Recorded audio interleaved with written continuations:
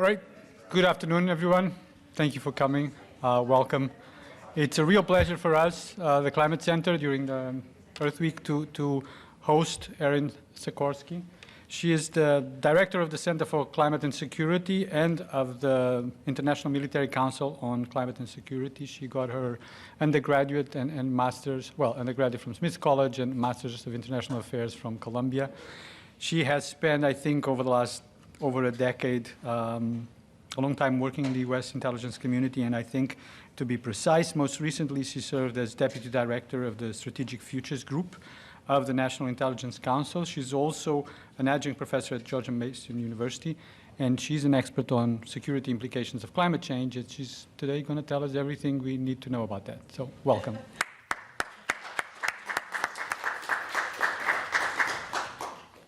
Great. Thank you so much. I've got it. I've got the clicker. Yeah. Hi. Thanks so much for the warm introduction. Thanks to JPL and the Center for Climate Sciences for having me. As you heard from that introduction, I am definitely not a hard scientist. So I'm going to talk today about how climate change is shaping the national security landscape. And I'm going to talk particularly about why it's so hard for the national security community, I think, to come to grips with climate change as a security risk and what some of the gaps are there, and then also what some of the opportunities are then to bridge those gaps and why partnerships between U.S. government scientific agencies and the national security community are so important for addressing some of these risks. But as I was telling Margaret earlier, it's really exciting for me to be here. I lived in Pasadena almost 20 years ago now, or over 20 years ago now, and I frankly never thought I would be giving a talk at JPL on these topics. And I should have plenty of time for questions at the end as well. I'm really interested to hear from all of you and how you're thinking about these things. So if I can get this right, yes. So the overarching point I want to make today about climate change and national security is that climate change is really challenging a lot of underlying assumptions that are kind of baked in to U.S. national security and U.S. national security strategy. And those assumptions, I think, make it really hard for even an administration like this one. The Biden administration has put climate change front and center in a way we haven't seen previously. One of the first things they did when he came into office was to put out an executive order on tackling the climate crisis at home and abroad, which had a whole bunch of requirements for DOD, for the intelligence community, for the State Department, on what they had to do in tackling climate change. He and senior leaders like Secretary of Defense Lloyd Austin have called climate change, an existential threat to the United States. They have, Lloyd Austin has said that there's nothing that DOD does that isn't impacted by climate change. The National Security Strategy of the U.S., which came out last fall, mentioned climate change 63 times, more than the mention of China or of Russia. And it was framed in that document as a top-tier threat, not marginal. A quote from the document is that climate change is at the, quote, core of national and international security and must be treated as such. And in the first couple years of the administration, they've put out a ton of great analysis and assessments. DOD has released a defense climate risk assessment, which looks across the entire defense enterprise and how climate change is shaping risks. The U.S. intelligence community released a national intelligence estimate on climate change. If you're not familiar with NIE's National Intelligence Estimate, they are the senior or most significant document that the intelligence community puts out, and they only do them on major threats to the U.S. This one was released in the fall of 2021. It was mostly released publicly because it's largely unclassified. And it explored all the different ways climate change is shaping the national security landscape. So they've done all this work. There's a lot of good words on paper. They've said a lot of good things. But when you look at the actions they're taking to truly address these risks within the national security community, I argue there's still a gap. And the action you see is not commensurate with the risk. And as I started, I think one of the reasons this is so difficult is that climate change challenges core planning assumptions that underpin U.S. foreign and security policy. And so to truly act to tackle these risks, you have to re-examine the overall U.S. approach to foreign and security policy. And so I want to talk through some of those assumptions, right? What are they and why is it hard? And this slide refers to one of the assumptions, which is that I think the U.S. security community, the White House, State Department, and others think that the U.S. will succeed in leading the world to raise ambitions and meet the goals set out in the Paris Agreement of keeping the world well below 2 degrees of warming. And I think you see this reflected in the amount of time and effort that the U.S. State Department, for example, puts into focusing on mitigation or cutting emissions as opposed to adaptation, right, and supporting adaptation to climate change. And I think the reason I have this graph up here is that the science in the graph tells a bit of a different story, that we're really far away, right, from meeting the 2-degree goal or staying well below, right, 1.5 degrees. So on the one hand, we've made some progress, right? If we had followed 2010 policy scenario, we'd be warming more significantly.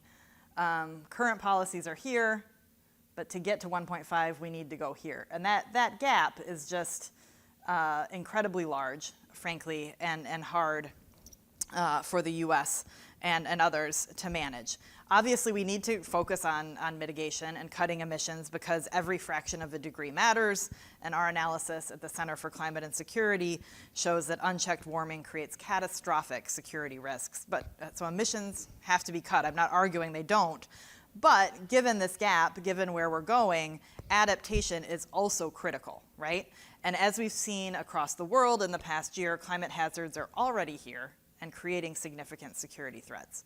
But I think the national security community too often treats this gap as what we call in the intelligence community a high-impact, low-probability scenario, when in fact it is a high-impact, high-probability scenario. And so I think changing that mindset, right, that adaptation is critical and we're going to have to manage in a world that goes well beyond 1.5 degrees is something that the U.S. security community needs to change. A second assumption that underpins U.S. national security policy, even among the folks who believe that climate change is a real security issue, is that we have time, right? That, yep, it's a risk, but that's something off in the future, right? That's not something we have to worry about today that much because we've got other things to worry about. We've got the Russian invasion of Ukraine. We've got competition with China. We have terrorist groups, right? And so, yeah, we care about climate, but that's for future folks to worry about. And again here, the science, I think, tells a different story. And I have just a few headlines from the past year showing time and again that climate hazards, climate change is actually happening much more quickly and more intensely than previously predicted. And so if we'd had this conversation, for example, about the Arctic a year ago, I would have said that the Arctic was on average warming twice as fast as the rest of the planet. But new science that came out in the fall showed that it's actually warming 4 times as fast. So we don't have time, is the bottom line. But this is reflected I'm going to skip ahead here, in some of the analysis in a way that I think is problematic and precludes taking action.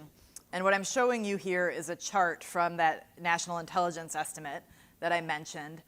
And it's a chart early on in the document that shows when to expect high risk for some of these different climate security hazards.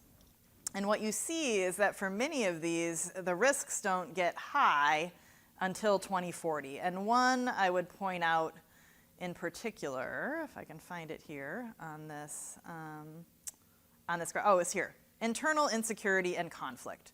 Right? One of the key security risks related to climate change that the academic literature and security practitioners have talked about for a long time is that when you add climate hazards in states that are already experiencing, say, poor governance, right, conflict, lots of stress, that climate change will increase those risks of insecurity and conflict.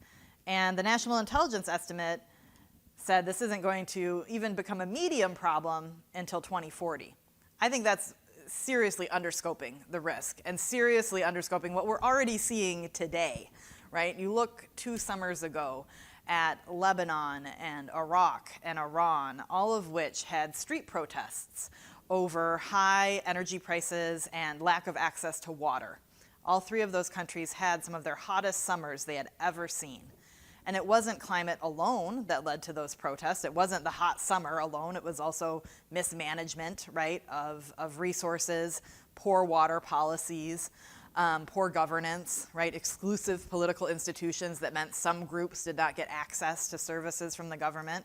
But when you layer climate change on top, that adds additional stress, and in those cases, those street protests in some cases turned violent, right, and led to conflict. So it's already happening. And I think telling, the national intelligence estimate is for the president of the United States, for senior security leaders, telling them, yeah, this is a problem, but not really until 2040, I think is part of the reason we have that gap in action, is that you can agree and say, yep, it's an issue, but it's a future issue. Going back here, a third assumption that I think makes it challenging for the security community to tackle climate risks is just how it's designed, right? The assumption that states are the main actor, that major threats to the United States come from states, right? Even the National Security Strategy, which I mentioned earlier, which was released in the fall, acknowledges this challenge and states, quote, "Since 1945, the U.S. has led the creation of institutions, norms, and standards to govern the international system. These mechanisms have not kept pace with changes and today risk being irrelevant or in certain cases actively harmful to solving the challenges we now face." So institutions that were created at the end of World War II, right, the United Nations, Bretton Woods institutions, our system within the intelligence community and State Department, were all set up around state actors, right? 2001, 9/11 terrorist attacks, there's a broader recognition, okay, non-state actors, terrorist groups can play a key role, so we better start paying attention to that. And then you have the COVID-19 pandemic, I would argue, 2020, intensification of climate hazards, more of a recognition that these actorless threats also pose a security risk. But even that recognition that they pose a risk doesn't actually change the systems through which we're managing risks, right? Everything at the National Security Council, State Department, everywhere is arranged around states, right? The powerful groupings within those institutions are the groupings of people who are analyzing state risks. It is not the functional shops looking at climate. And certainly those two shops are often siloed from one another, right? So you have the climate analysts and you have the China analysts, and they don't actually intersect with one another. So a world in which you have systemic risks where all three of these groups or three of these types of threats are playing against one another, the national security community is not well designed to manage that, even if there is a recognition that those actorless threats exist. So then the fourth assumption, if I can quote Yogi Berra here, is that the assumption is that the future will be like the past, right? But as we all know, with climate change, we're entering what some folks call the end of stationarity, right? You cannot use the past as an analog for the future because the types of risks and hazards and the changes in the climate that we will see are really different. But I think for U.S. national security policy and foreign policy, often the environment in which the U.S. operates has been held constant, right? So that when you're designing treaties or you're designing policies or you're evaluating other countries' national interests, you're doing so with the assumption that the world, the physical world in which they operate is basically going to be the same. And if you do that, you increasingly get things wrong or miss things. And I can give you some concrete examples from my time as an intelligence analyst. When I first started in my career, I was responsible for analyzing risks of conflict in East Africa. And we had assumptions about when and where insurgent groups would fight based on when the rainy season was.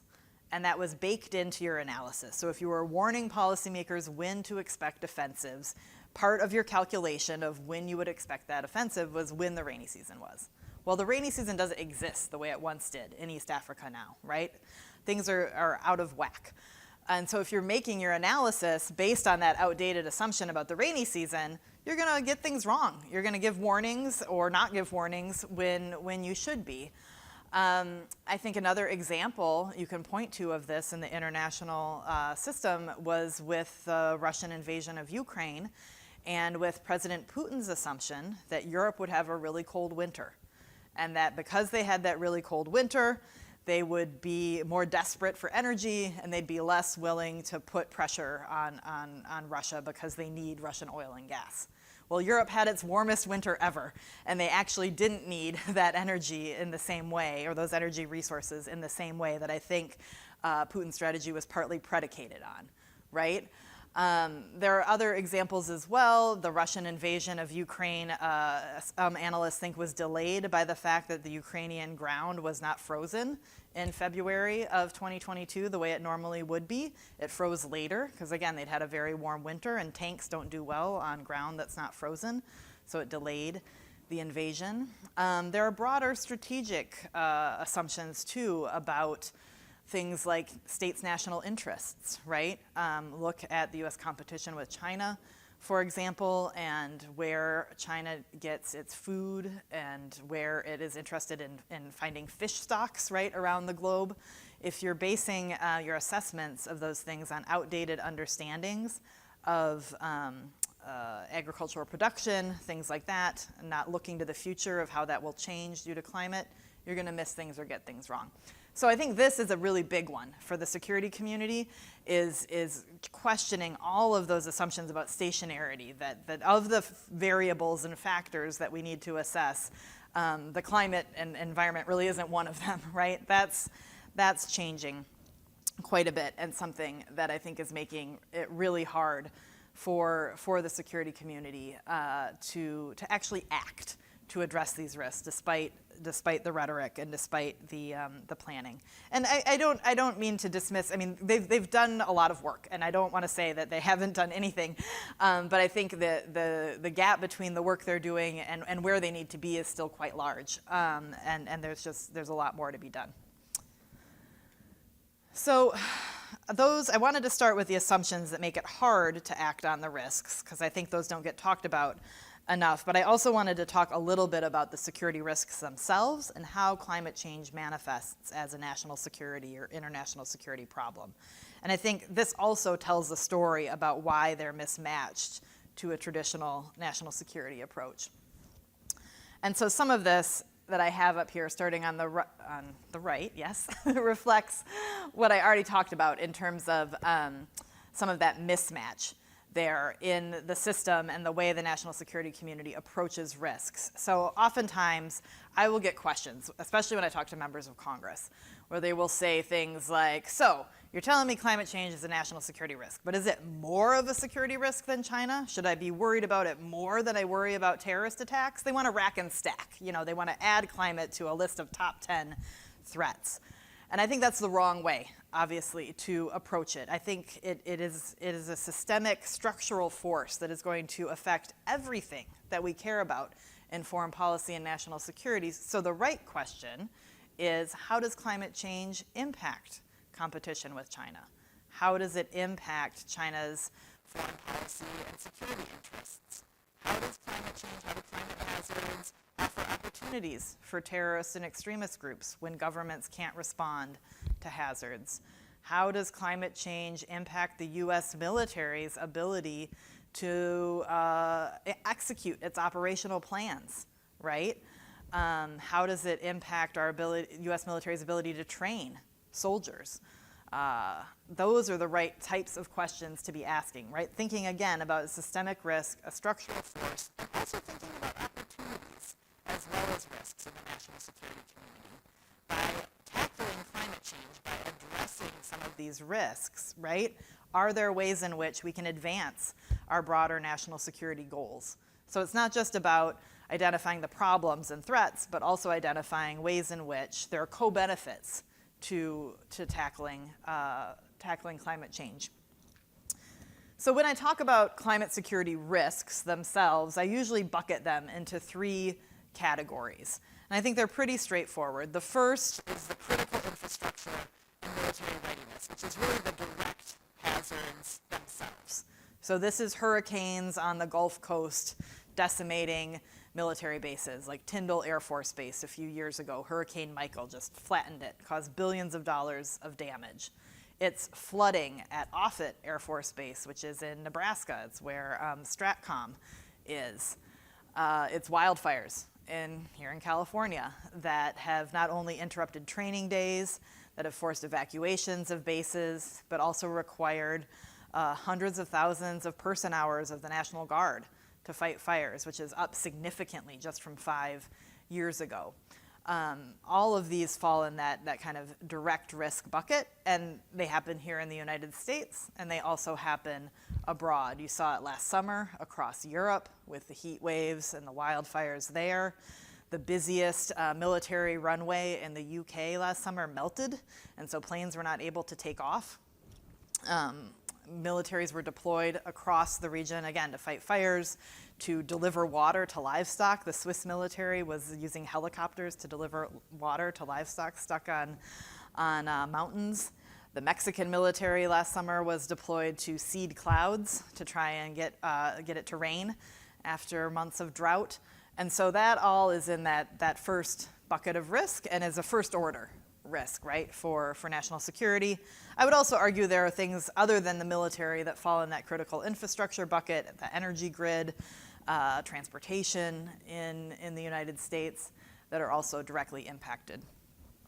A second bucket of risk I spoke about a little bit already, but is what we would call compound risk, right? Where climate hazards are contributing and amplifying state fragility and conflict risk. Sometimes this is called the threat multiplier approach of climate change. Here, the poster child from a few years ago is the war in Syria, which is understood to be driven not just by climate alone, but there was a drought, right, in Syria that drove internal migration, people from rural communities who are struggling to no longer have agricultural capacity, moving into cities, often moving into cities with different ethnic groups within the country, putting pressure on the government there. Food prices were rising, and it all kind of contributed to the rise of the civil war there. This is another example you could point to here was the flooding in Pakistan last fall, where a third of the country was underwater. You have a nuclear-armed country that has a history of extremist and terrorist groups operating there as well.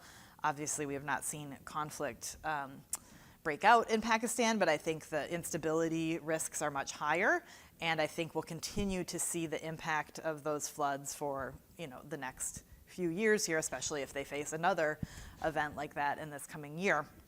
Sometimes in the academic literature in this bucket, you see a lot of debate among political scientists who want to get, what percentage of conflict is caused by climate change. And there's a lot of argument, and there's argument about the Syria case, for example, that no, it wasn't climate change, it was all these other things that drove the conflict. For me as a practitioner and someone who used to serve in government, I think those academic debates aren't that helpful, frankly, because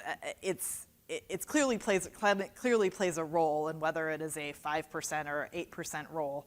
I don't think that's political science isn't particularly scientific, and it's just not helpful to kind of focus on that. I think this broader point about fragility and conflict is there. I also worry in this bucket about some second order risks where you have governments that are unable to manage, right, these climate hazards, and so feel the need to blame someone else, right? And we've seen this already in Turkey a couple summers ago when they had really bad wildfires and they were facing public discontent about the government response.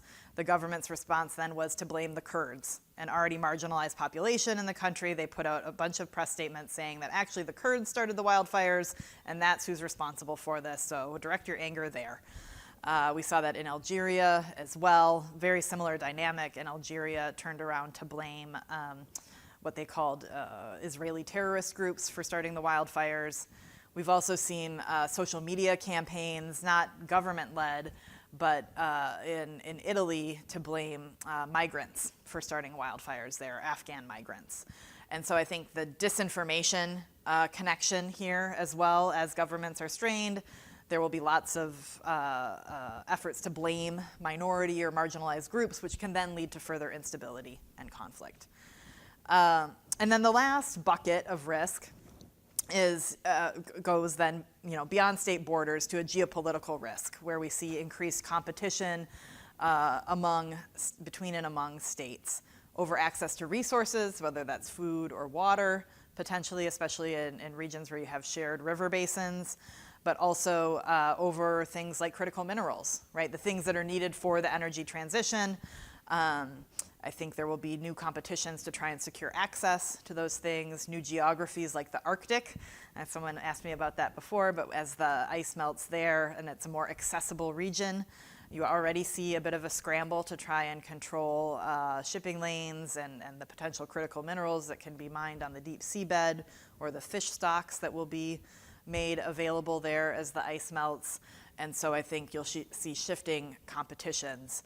I think also, I don't have it up here, but I sometimes also talk about the risks of response. And so this, you could put the energy transition in there, but I think other ways in which states and governments respond to climate change could pose geopolitical or security risks. And in that category, I would also put geoengineering or solar radiation management, efforts to try and inject aerosols into the atmosphere, the stratosphere is usually an example that is given, reflect the sunlight back. And I think there's a lot of concerns about unilateral activity by states and competition and risks of conflict there, which I'm happy to talk about in questions if folks want. Just really briefly, I already talked about what types of military responses we're seeing, what types of risks. This is just the beginnings. I started a project at the center last summer when I was laid up with COVID. I started tracking incidents of militaries responding to climate hazards around the globe and what the response was and what type of hazard it was. And this is just a quick graph or visual map showing some of those places where we've seen the response. And it's everywhere, right? There isn't a military around the globe that isn't having to respond. I think this, in addition to the direct damage to their facilities, we have threats to readiness, because if you're doing this, what aren't you doing, right, instead? Also, in some places, I think the military deployment has a risk of exacerbating tensions within countries as well, particularly in places where militaries are not well trained, or governments are have exclusive institutions where certain minority groups or other groups are not represented, and the military is used in ways that don't comport with international law, that the military tool can be problematic. And then, as I talked about as well, the geopolitical connections to climate change and the geopolitical risks are high. But there's also, I think, opportunity here for the United States as well. And what I have here on this graph, which is probably hard to read, is a survey of ASEAN nations, elites in ASEAN nations, where they're asked to rank different risks or challenges, right? What are the top 3 challenges? And what you see in the black box here is comparing climate hazards to increased military tensions. And certainly overall in ASEAN, there's about a 10% more folks rated climate risks higher than military, but almost every country rated climate risks higher. And so as the United States thinks about building relationships with allies and partners in that region and what those countries care about, climate change is at the top of the list, right? And so if the United States can provide support to these countries in managing those hazards, that offers the U.S. an opportunity to strengthen relationships. Also, if we're thinking we want to be able to call on those allies and partners in case of some type of conflict, right, or something we want them to do, if they can't manage climate hazards, they're not going to be available, right, to help us with other things. So there's a benefit to the United States in focusing there. As I said earlier, competition and new frontiers, no set rules of the road. I think this is key, right? When we think about those new frontiers, when we think about things like geoengineering, is our international system isn't set up to manage that. And so some of the jockeying and some of the risk you see is over who gets to set those rules. That's really important. Relationships with allies and partners, as I mentioned. And then the last thing I want to talk about here is the opportunity and risk for the United States with the developing world. You may have seen, if you followed the Conference of Parties, the UNFCCC meeting in Sharm el-Sheikh in Egypt last fall, COP27. One of the key items for discussion on the table was around an issue called loss and damage, right? Between what does the global north, who has emitted the most carbon over time, owe the global south, who has not emitted as much, but is facing the brunt. They're the most vulnerable to climate hazards already, right? And the global south has been demanding for many years what some call reparations, what is alternatively called loss and damage, right? That there's a financial amount owed to the global south. And of course, the global north and the United States has been very reluctant to agree to anything like that, in part for legal reasons. They don't want to be held legally responsible, right? But for the first time, there was an agreement at the COP27 meeting to at least create and start looking into a loss and damage fund. And that was a big milestone for the international community, that they finally got global north countries to agree to that. But there's still a big risk there, I think, for the U.S. that if we don't follow through, if the U.S. doesn't follow through on its promises around climate finance, around investing in some of these developing countries, that there will create more geopolitical tensions and potentially opportunities for our key competitors, U.S. key competitors, to step in and offer an alternative. And so I think this issue of that relationship as the vulnerable countries get hit more and more, right, and the global north doesn't provide resources to those countries, that will become a point of conflict potentially on the global stage, and something to watch more. And actually something that the U.S. intelligence community, in its annual threat assessment to Congress, every year they go before Congress and say, here are the things we're most worried about in the coming year. One of the things they mentioned this year was this growing divide between the North and the South on financing of paying for climate, managing climate risks. All right, so what do we do?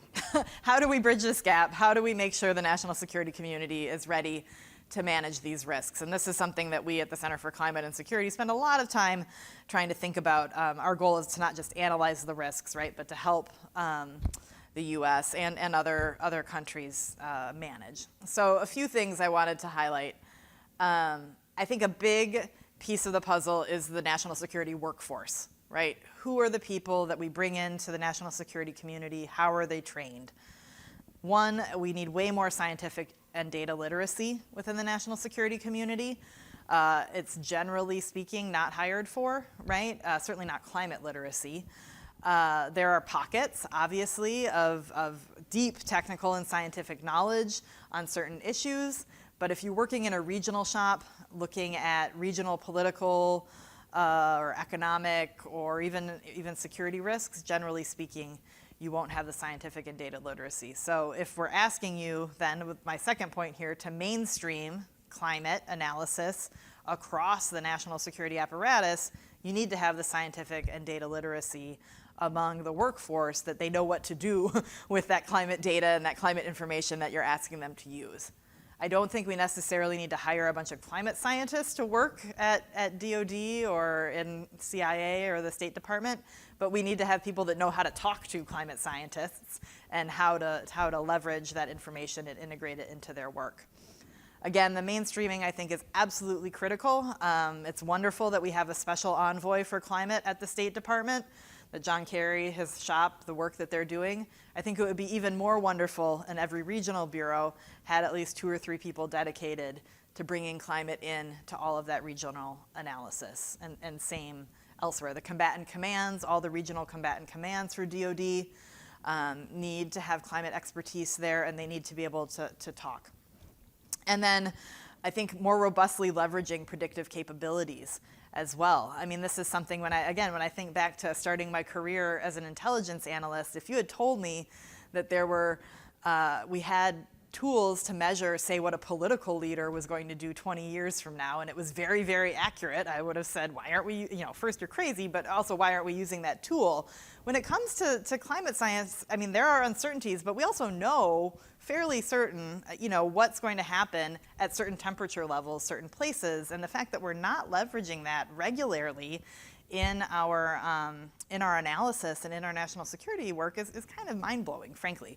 So better leveraging some of that. The other important thing, beyond just the workforce, is really pursuing a whole of government approach to climate security.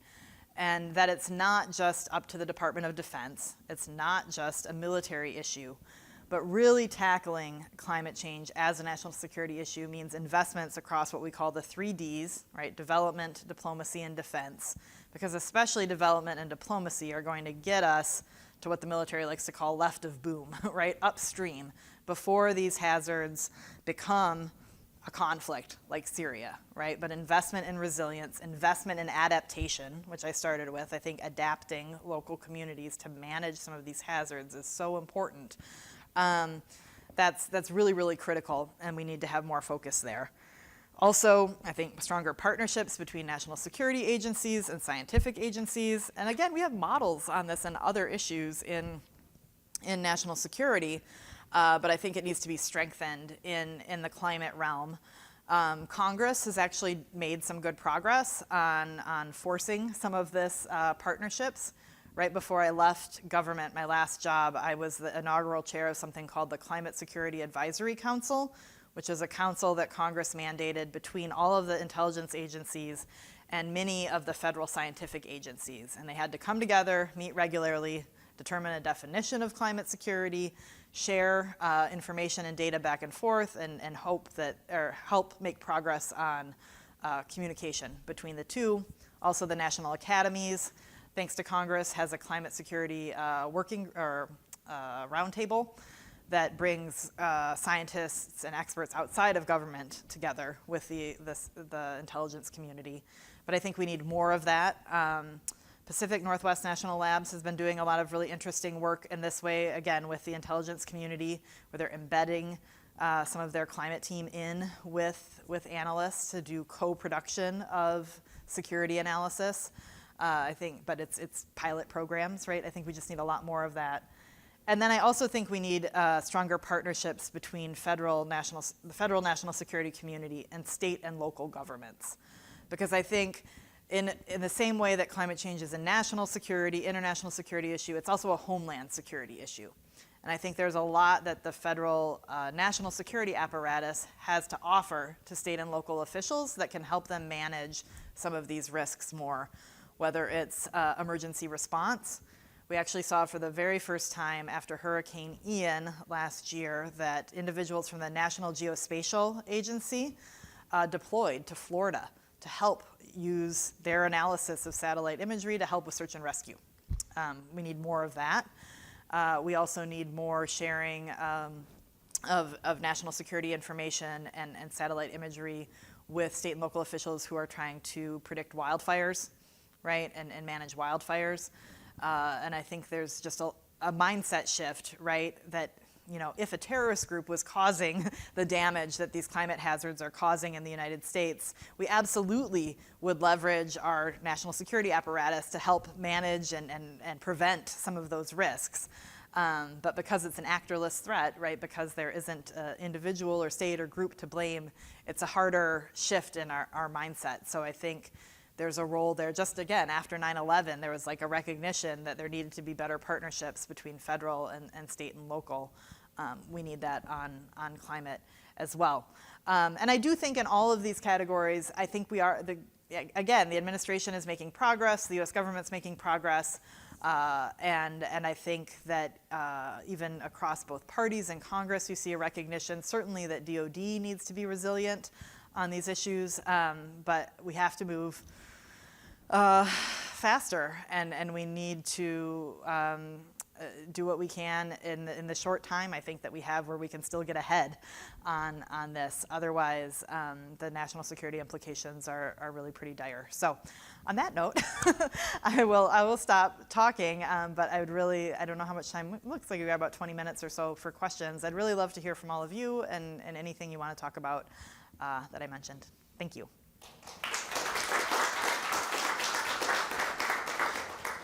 Oh, and I think I'm supposed to tell you to either use that microphone there or one of these up here at the table, because this is on WebEx and they're recording, and so they won't hear you if you don't use the microphone.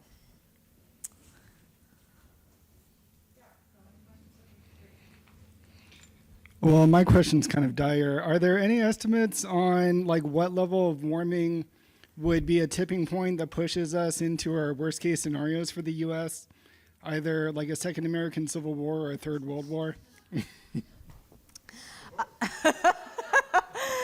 It's a good question. I don't know that there are any, I think it's challenging to identify a certain temperature, right, that's going to cause that.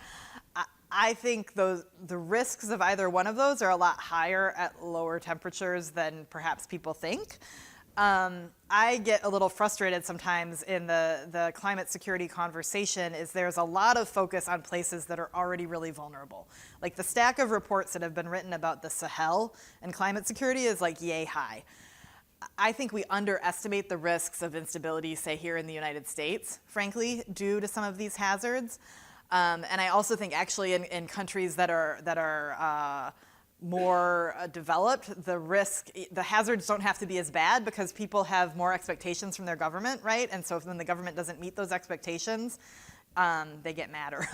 And you've already seen out here in the West, in the Klamath River Basin, for example, a couple years ago, they had to turn off they closed a dam in Oregon to prevent water from going down river because they wanted to keep water to protect the salmon population up north. And the Bundy family, which has been responsible for a lot of extremist anti-government activity, tried to organize farmers downstream to go blow up the dam. They failed in that effort, and the farmers said, no, we don't want to do that. But I think you're going to see more of that, and I think as the fight over water gets more dire. You've seen here in California with the wildfires a couple summers ago where extremist groups, nationalist groups tried to provide humanitarian aid after the fires. They were setting up shop in Walmart parking lots and handing out blankets and food. That looks a lot like what I saw when I was an analyst looking at ISIS in Iraq and Syria, right? And again, it's a much different scale and it was very small, but those are warning signs that I don't think we can ignore. Yeah. Thanks for that answer. I think I'm going to have trouble sleeping tonight, but that's okay. So I was going to ask a question about one of the bullets that just disappeared, but you mentioned stronger collaborations between the national security agencies and scientific agencies. Mm-hmm. So we're a scientific agency. You're talking to a lot of people who work in climate. What can we do? What are some of the challenges that you find in your role with working with the scientific community? What would you like to see the scientific community doing better to kind of help with this whole of government approach? Yeah, no, it's a good question. And I think, I've already had conversations this morning about programs you all are working on that I'm super excited about I can think of a lot of national security applications. I think one of the big challenges is just the two groups speak different languages, right? And when you're talking about assessing risk, even, or probability, like the language that is used is different. And so I think sometimes my sense of the scientific community is, they want ever more precision on things. They can be somewhat conservative on estimations around things in a way where it's not as helpful to the national security side, right? Or the questions that are being explored maybe aren't as relevant to some of the key national security questions. And so I think just finding ways to find translators, right? People who can bridge that gap between the two communities and kind of bring them together, or learning more about the key national security questions, I think can really help. And also finding ways to translate what you're doing in an applied and very concrete way with some concrete examples that are relevant to national security, I think is helpful too. But some of it's structural. Like it's not, and so I think that's where it's helpful to think about what Congress can mandate, or what offices like the Office of Science and Technology and Policy in the White House, how they can work with their NSC, National Security Council counterparts to kind of bring these communities together. I don't have a perfect answer, but I think I talk a lot of times about the national security community needing to bring the scientific community in, but I also think the scientific community needs to bring the national security community in, and just find ways of regularly communicating what you're working on. Sorry. Thanks. Great. Yeah.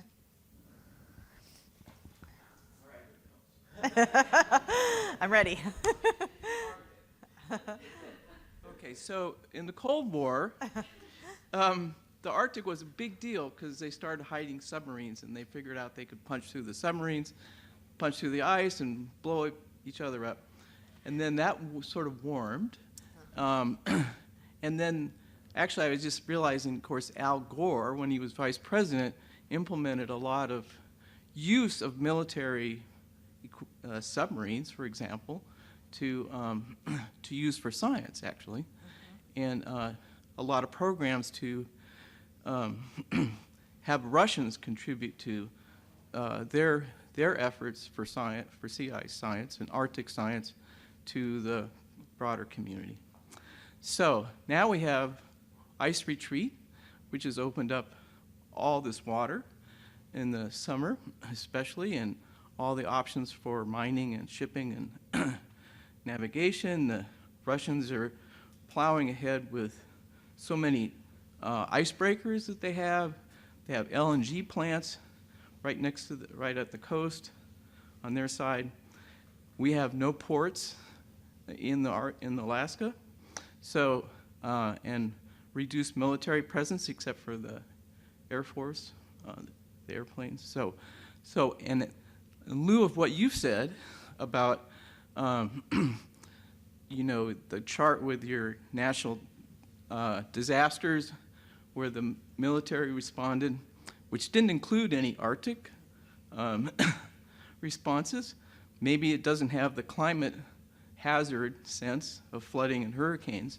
So I guess where I'm going is, how do you assess the impact of, you know, the national security on the polar regions, and what do you think should be done or could be done effectively? So thank you. No, it's a great question, and clearly, I mean, I think the Arctic actually is a place where there's been the most focus, frankly, of the on climate security by the military and by others, because it's very concrete, and people really get how the two things connect, or how climate change and security connects. And so you're right that as the ice melts, right, it opens up the ability to transit the region, it opens up access to resources, and it increases competition, I think, with Russia and with China over access there. And the U.S. isn't particularly well positioned with its capabilities in the region.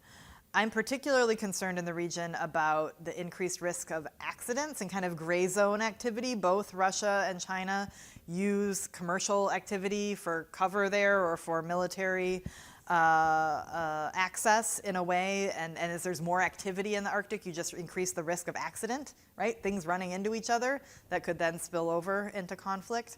I mean, for a long time, as you mentioned, the Arctic Council, scientific cooperation in the Arctic, was a place where the United States and Russia and China could meet and talk about things. I mean, China calls itself a near Arctic power and has had observer status on the Arctic Council for a while. Ever since the Russian invasion of China, the Arctic Council has been suspended, right? Or excuse me, the Russian invasion of Ukraine. The Arctic Council has been suspended, and so there isn't that venue anymore. That venue was never a place to talk about security issues, but it at least had a positive effect. I think also I worry a lot that as the Arctic ice melts, Russia feels more vulnerable as well, which could cause more aggressive behavior. Even though it has opportunities for Russia, they've relied on a frozen northern border as a nice natural defense. As that ice melts, they don't have that same natural defense, and I think will feel the need to further militarize up there so that they feel that they can protect themselves. That creates additional risk.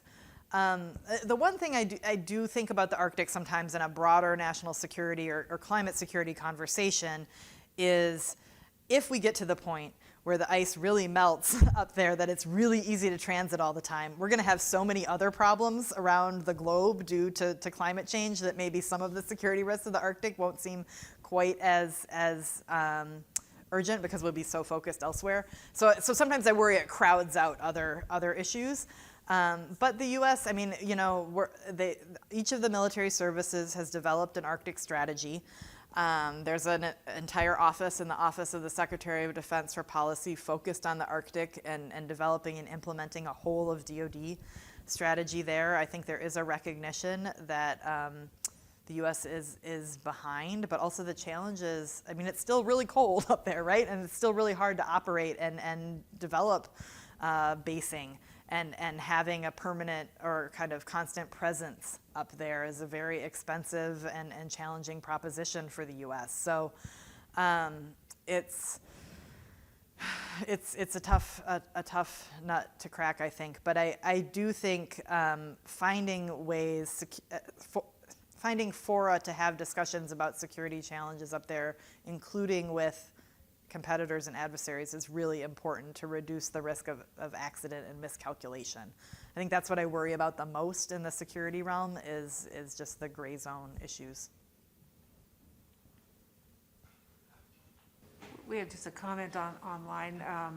Dan Bailey says that U.S. submarine commander logs have been used for many decades now to help understand climate change in the Arctic. So you may or may not be aware of that. Hi, thank you for your talk. It was great. So you mentioned how the current security strategy is based on kind of state actors, and then kind of I think this whole government approach seems like a good antidote to that. Do you see this as something that can work effectively with kind of the current structure that we have, or do you envision this as something that needs kind of broader structural change, or I guess kind of a combination? I would say probably a bit of a combination. I think it's really challenging for bureaucracies to kind of restart from scratch, right, to create new systems. I think in an ideal world, yeah, if we were designing a national security system to manage the challenges of today, it would look a lot different. But I think probably evolving what we currently have is probably more realistic. I think, you know, one example I would point to that I think was a positive, interesting step is this past year, the State Department stood up what it called a China House, which was meant to bring people from all different disciplines, all different offices across State Department together in kind of one team to look at the China challenge as a whole. And it included climate experts in that group. I think that kind of model, right, that breaks down across silos is a good one for addressing some of these risks. I think these efforts that I mentioned by Congress to make sure the scientific community and the intelligence community are working together is another good example. And there are some good new training programs that are happening in the different agencies to get personnel up to speed on climate issues, which I think is positive as well. But I do think I think there's probably more that could be done in those realms, and I think there's more opportunity. You know, another example recently is that DoD for the first time joined, and I'm going to get the name wrong, but a U.S. National Commission on Wildfires and like fighting wildfires, which mostly had been Department of Interior and like some other scientific groups, but now DoD is a part of that,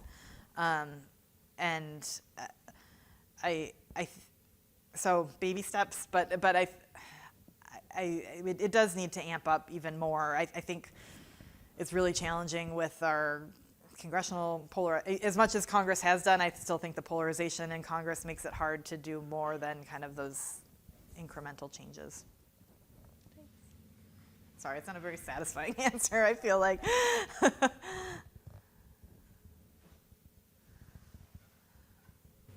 If there are any more questions, or if there are any questions online, you can unmute yourself. Feel free to ask a question if you wish.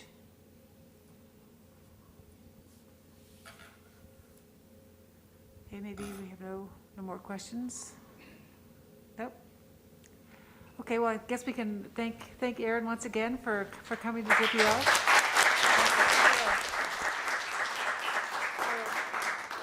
Maybe there are people in the room who are going to participate. There's a workshop at Caltech that she's going to be here for, Dave Schimmel and Kimberly Miner's workshop, so I don't know if for the next couple of days, but we appreciate you coming a day early and Oh, is there a question? There's like a comment. Okay, so we have another comment. I'll just share this with you. Security risks of climate change, oh, this is Gary Geller, seem to be nearer in time in terms of their impact than the direct risks of climate change, like sea level rise and extreme weather events. So that was just a comment. And the answer to you, Steve Carney, is yes, this is recorded. It will be on the climate website. All right. Well, thank you all so much. I really Thank you. enjoyed your questions, and please feel free to stay in touch if you think of other things afterwards. All right. Thanks. Great, thanks.